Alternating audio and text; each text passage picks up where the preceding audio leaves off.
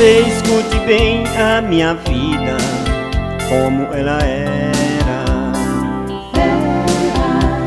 Vivia atribulado neste mundo, sofrendo. Jesus entrou na minha vida e me fez feliz. Foi em Jesus que eu encontrei uma saída. Agora é o dono da minha vida e com Ele para sempre eu estarei.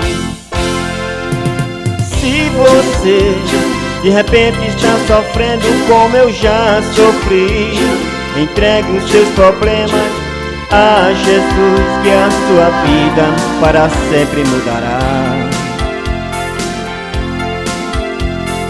Foi Jesus que entrou na minha casa, me encheu de luz.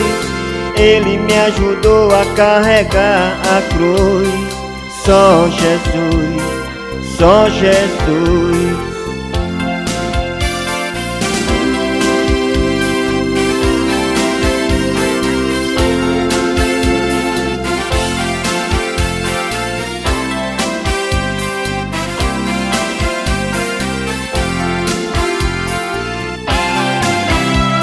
A vida sem Jesus não tem sentido, ela é sofrida. Por isso eu vivia atribulado, não tinha paz.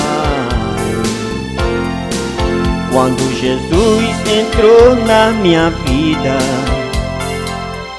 e me fez feliz, foi em Jesus que eu encontrei uma saída. Agora é o dono da minha vida e com Ele para sempre eu estarei. Se você de repente está sofrendo como eu já sofri, entregue os seus problemas a Jesus, que a sua vida para sempre mudará. Foi Jesus que entrou na minha casa, me encheu de luz. Ele me ajudou a carregar a cruz. Só Jesus, só Jesus.